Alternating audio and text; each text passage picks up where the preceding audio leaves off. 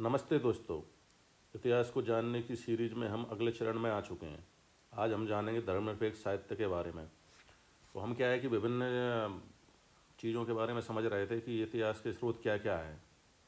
इतिहास के स्रोत में कुछ हमने ऐतिहासिक स्रोत, पुरातात्विक स्रोत, विदेशी यात्रियों का विवरण, अभिलेख वगैरह, इन सारी चीज़ों को देख रहे हैं एक एक करके। तो आज हम देखेंगे धर्मनिरपेक्ष साहित्य कौन कौन से हैं जिनके बारे में हमको जानकारी मिल सकती है इतिहास की।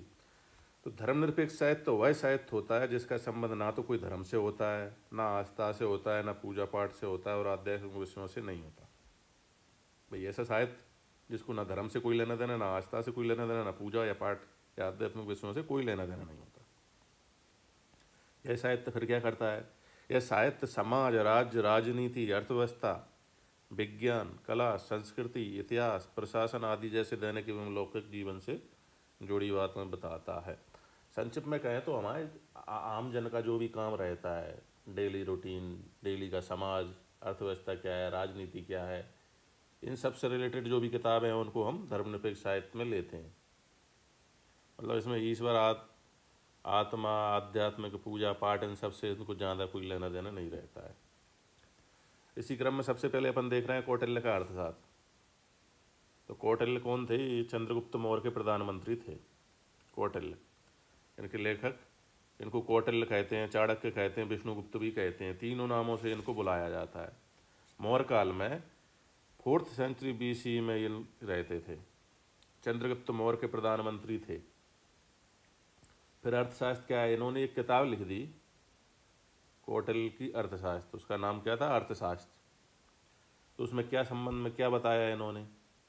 अर्थशास्त्र नामक इस ग्रंथ की रचना चंद्रगुप्त मौर्य के प्रधानमंत्री कौटिल्य ने ईसा पूर्व 4वीं शताब्दी में की थी। और इस ग्रंथ में तत्कालीन शासन व्यवस्था के बारे में प्रमाणिक जानकारी प्राप्त होती है। यानी कि शासन कैसे चलाया जाए, शासन कैसे संचालित किया जाए, राजा के क्या कर्तव्य हैं, राज्य के कितने अंग हैं, ये सब चीज़ें इसने दी। इसमें राज्य का संचालन, प्रशासन, अर्थव्यवस्था कैसे चलेगी, कानून कैसे चलेगा, सुरक्षा की क्या व्यवस्थाएं रहेंगी, युद्ध क्या होगा, कूटनीति और न्याय के क्या काम रहेंगे, इन सब सभी से संबंधित। जैसे आज भी हम कहते हैं ना कौटिल्य की वो क्या, कौटिल्य की नीति। तो इसने इस सभी के बारे में डिटेल में एक एक नीति बताई है। उन सब से संबंधित एक व्यापक ग्रंथ है और यह प्राचीन भारत का सबसे महत्वपूर्ण धर्मनिरपेक्ष, क्या धर्मनिरपेक्ष यानी सेकुलर ग्रंथ माना जाता है। तो ये कौटिल्य का अर्थशास्त्र हो गया। फिर एक किताब है अष्टाध्यायी। अष्टाध्यायी को किसने लिखा था? पाणिनि ने लिखा था। पाणिनि ने अष्टाध्यायी लिखा था। और इस ग्रंथ में मौर्य काल के पूर्व की राजनीतिक एवं सामाजिक स्थिति की जानकारी प्राप्त होती है। मौर्य काल की तो आपको कहाँ से प्राप्त हो रही है? अर्थशास्त्र से प्राप्त हो रही है। तो इस ग्रंथ में कहा मौर्य काल से भी पहले की, कि मौर्य काल से पहले क्या था, राजनीति क्या थी, अर्थशास्त्र क्या था, समाज क्या था। बेसिकली देखा जाए तो, लेकिन ये क्या है कि व्याकरण ग्रंथ है वैसे देखा जाए तो। ये अष्टाध्यायी संस्कृत व्याकरण की एक अत्यंत प्रसिद्ध और महत्वपूर्ण कृति है। मतलब संस्कृत के व्याकरण की किताब है बेसिकली। कौन ने लिखा था इसको? पाणिनि ने। यह ग्रंथ संस्कृत भाषा के व्याकरण का आधार स्तंभ माना जाता है। संस्कृत भाषा का व्याकरण का इसको आधार स्तंभ माना जाता है। तो अपन ने देख लिया कि इसके रचयिता कौन थे? महर्षि पाणिनि थे। लगभग कब 505वीं शताब्दी ईसा पूर्व में ये लिखा गया। भाषा संस्कृत थी और कृति का नाम अष्टाध्यायी अर्थात 8 अध्यायों वाली। तो इसको फादर ऑफ लिंग्विस्टिक भी कहते हैं। किसको? पाणिनि को फादर ऑफ लिंग्विस्टिक कहते हैं, यानी लैंग्वेज से साइम।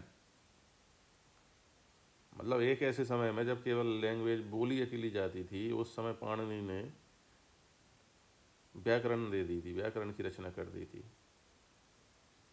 ओके। अब मुद्रा राक्षस।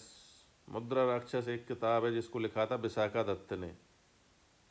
लगभग 4th-5th सेंचुरी में लिखा था इसने। इन्हीं का समय था वो। इस ग्रंथ से नंदवंश के पतन और चंद्रगुप्त मौर्य को राजा बनाए जाने के बारे में जानकारी प्राप्त होती है। यह एक राजनीतिक नाटक है, पॉलिटिकल ड्रामा। प्राचीन भारत की प्रसिद्ध धर्मनिरपेक्ष साहित्य में माना जाता है इसको। इसमें राजनीति, कूटनीति, षड्यंत्र, प्रशासन और राजनीति का बेहतर वर्णन मिलता है। मुद्रा राक्षस भी एक उसी में से एक किताब है, ये भी उसी समय लिखी गई थी। तो कौन कौन सी लिखी गई थी उस समय?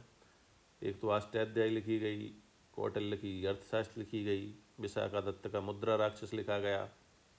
इन सबको याद करना पड़ेगा क्योंकि इनके राइटर के बारे में अक्सर पूछ लेते हैं।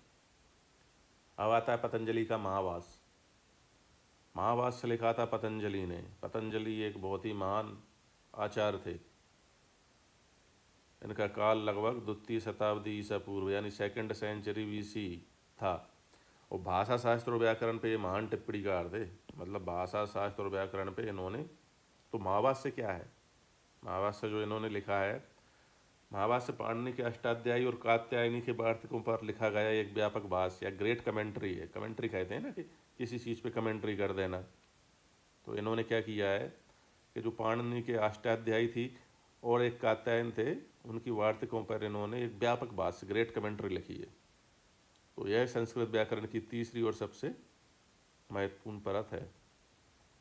अष्टाध्यायी पाणिनि ने लिखी, वार्तिक कात्यायन ने लिखी, महाभाष्य पतंजलि ने लिखी। महाभाष्य का अर्थ है महान व्याख्या।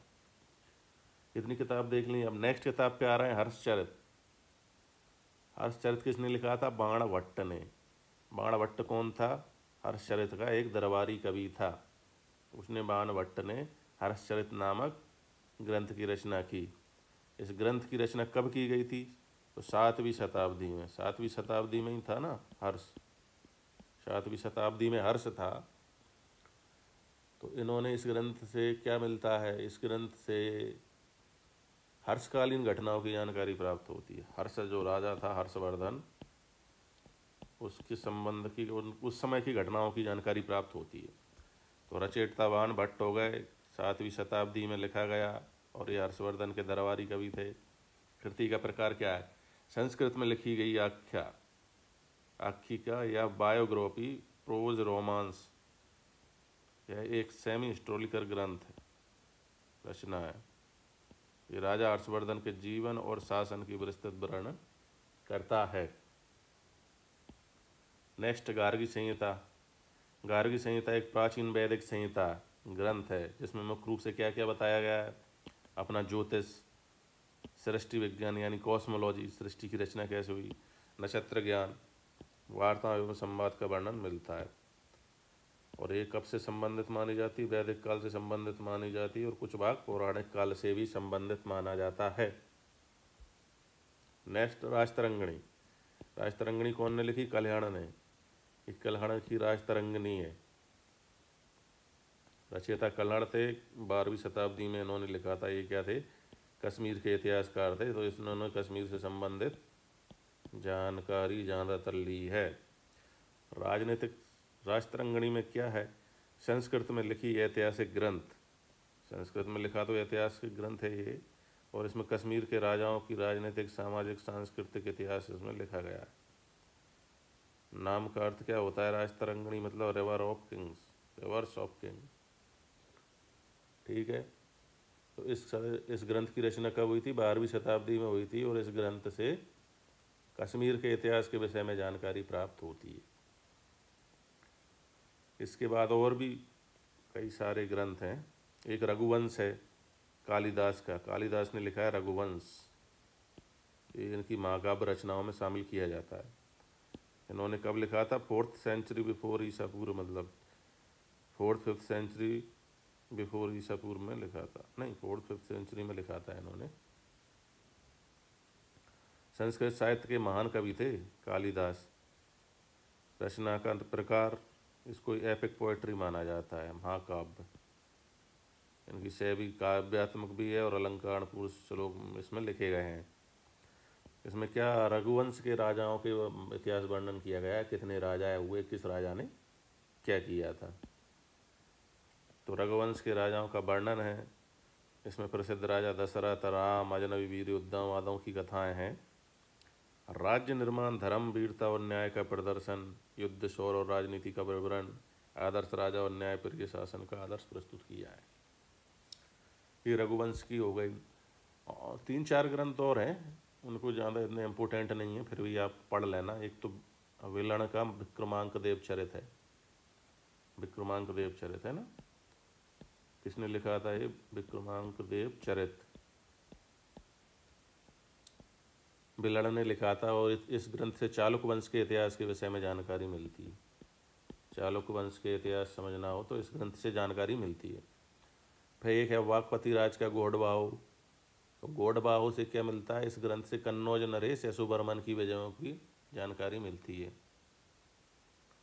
फिर चंद्रवरदाई का पृथ्वीराज रासो, ये तो बहुत फेमस ग्रंथ है, पृथ्वीराज रासो। इसी पे पद्मावत मूवी बनी थी, इस पे पृथ्वीराज रासो पे।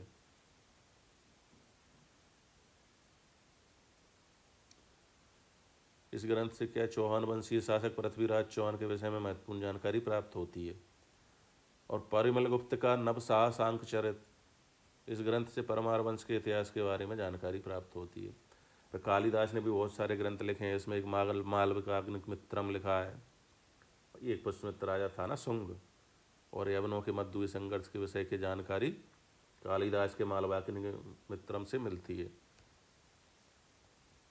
उसके बाद आता है कालिदास का अभिज्ञान शाकुंतलम। ये भी इन्होंने गुप्तकालीन युग के आसपास लिखा था। उत्तर तथा मध्य युग की, मध्य भारत के सामाजिक सांस्कृतिक जीवन की झलक उससे मिल जाती है। कालिदास ने रघुवंश भी लिखा। इस तरीके से ये सारे अपने जो लौकिक ग्रंथ थे लगभग समाप्त हो गए हैं। तो अब आपने क्या क्या देखा था?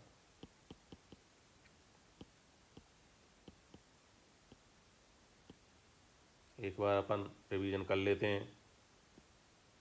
पहले देखा आपने कि धर्मनिरपेक्ष साहित्य, तो इसमें क्या दो साहित्य रहते हैं, धार्मिक साहित्य और धर्मनिरपेक्ष साहित्य, जिनसे हमको इतिहास के संबंध में जानकारी मिलती है।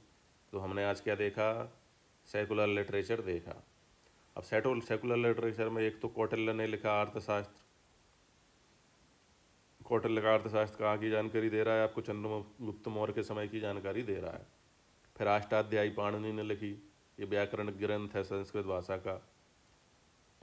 उसके बाद मुद्रा राक्षस विशाखादत्त ने लिखी, ये भी संस्कृत का ग्रंथ है ना। फिर महाभाष्य लिखा पतंजलि ने, इन्होंने अष्टाध्यायी और कात्यायन की वार्तिक पे महाभाष्य लिखा। हर्षचरित ने बाणभट्ट ने हर्षचरित लिखा। उसके बाद गार्गी संहिता आई, जिसमें ज्योतिष है, सृष्टि विज्ञान है, नक्षत्र ज्ञान है, वार्ताओं में संवाद है। कर्ण की राज तरंगिणी देखी अपन ने, इसमें कश्मीर का इतिहास लिखा गया है 12वीं शताब्दी के लगभग। फिर देखा रघुवंश, तो कालिदास की महाकाव्य रचना है रघुवंश। इसमें रघुवंशियों के, रघुकुल के विभिन्न राजाओं का वर्णन दिया गया है। 4th-5th सेंचुरी में लिखी गई थी। उसके बाद ख़त्म। तो आज